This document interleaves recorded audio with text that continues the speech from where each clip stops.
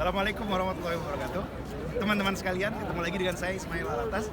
Dan saya berbahagia sekali pada sore hari ini. Kita lagi di Washington Square Park di New York. Saya ditemani oleh Profesor Riana Subianto. Dia adalah seorang Assistant Professor of Communication Studies di Baruch College, City University of New York. Biasa dipanggil Ana. Dan Ana ini dari Jakarta.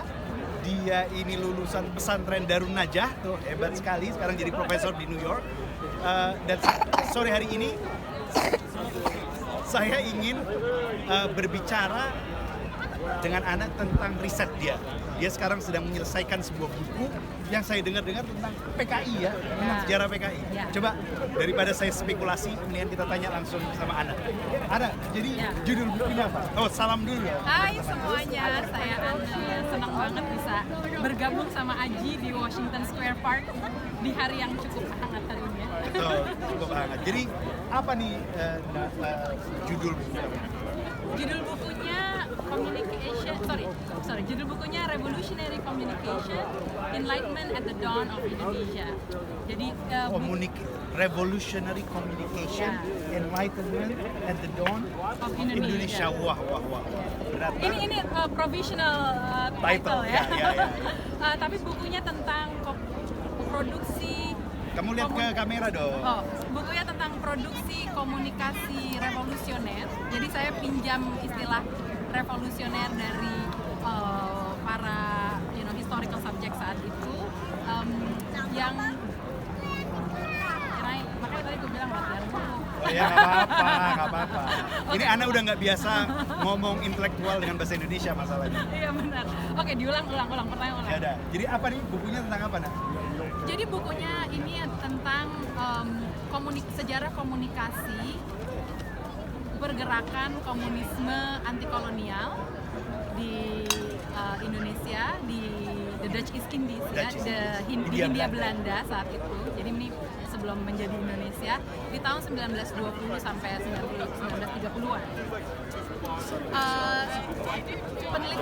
Tulisan-tulisan sejarah tentang masa ini ditulis dari kacamata pemimpin, dan kalau ngomong pemimpin ya laki-laki semua. Jadi kalau baca bukunya McVeigh, Shiraishi, itu semua laki-laki, nggak ketemu nama perempuan. Dan jadi party leaders, kemudian nama-nama partai, fokus pada institusi dan kejadian-kejadian penting. Jadi kayak misalnya revoltnya PKI 1926-1927. Nah saya awalnya jadi bertanya, kalau memang seperti kata Shiraishi, gerakan ini adalah gerakan populer, ya kan? Mana ini suara populernya?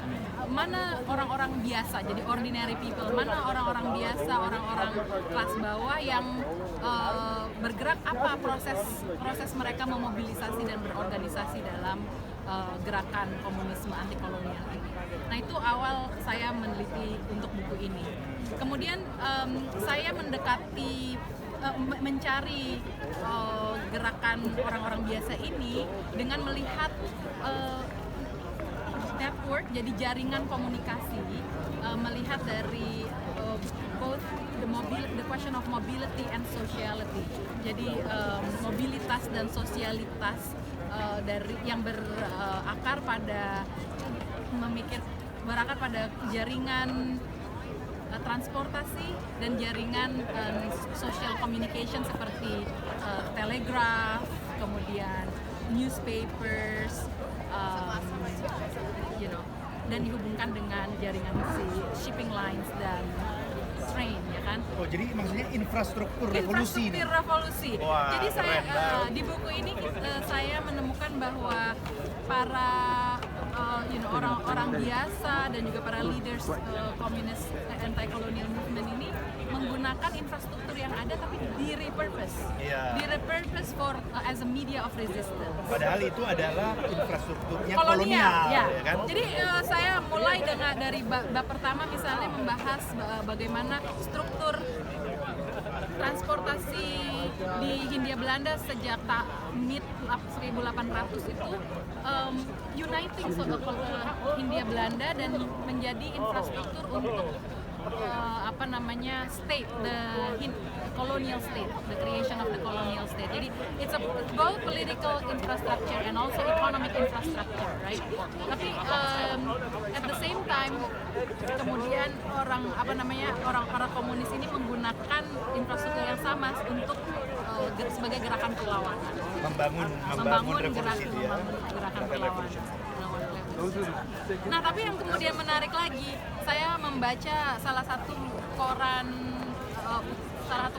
utama gerakan ini namanya Sinar Hindia, headquarternya di Semarang. Saya membaca semua publikasinya dari tahun 1918 sampai 1926. Dari membaca harian ini, surat kabar ini harian setiap harinya, itu saya melihat kosakata dan retorika yang mereka pakai. Jadi mereka menggunakan istilah misalnya Frauen emansipasi, which is Dutch for emansipasi perempuan. Mereka menggunakan hak kemanusiaan. Jadi kemudian menggunakan istilah sama rata sama rasa, which means equality.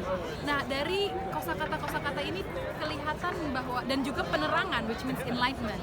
Makanya dari situ saya juga berargumen di buku ini bahwa gerakan ini bukan hanya sukses karena menggunakan retorika enlightenment. Okay.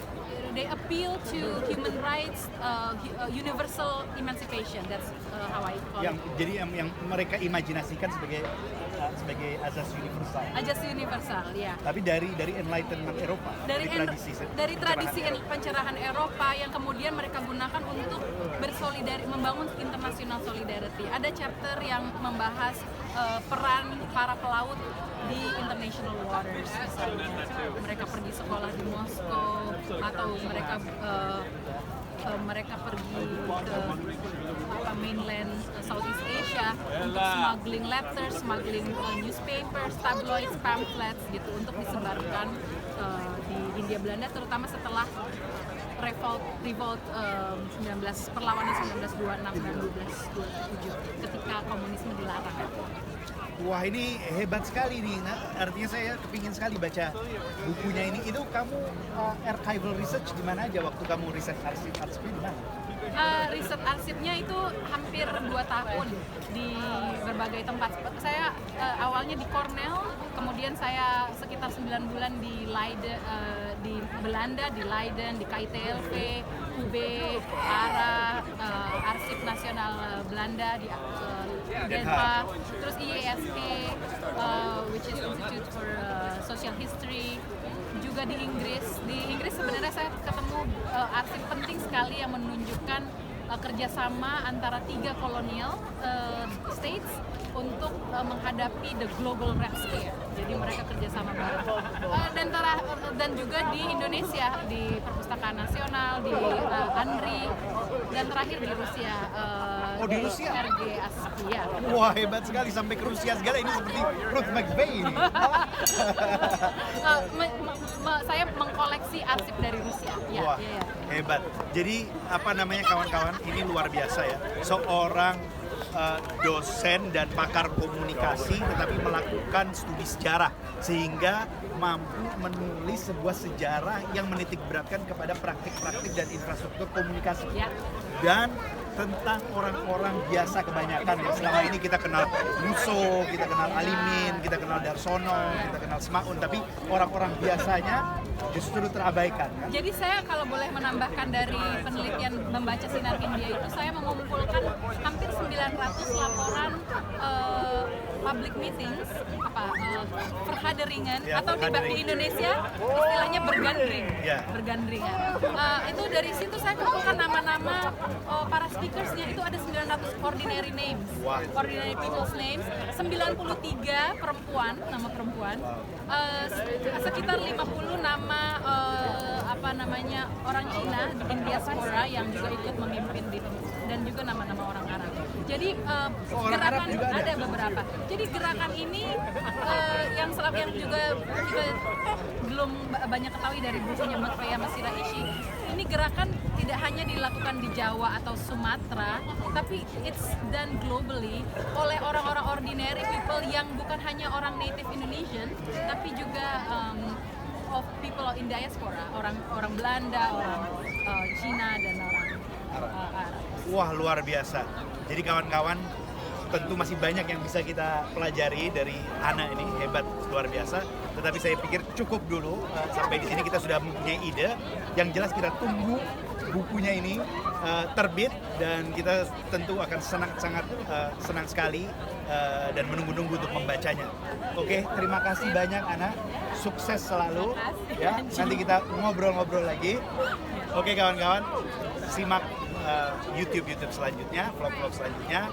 Sekian dulu dari kita mau menikmati Washington Square Park dulu di sore hari ini.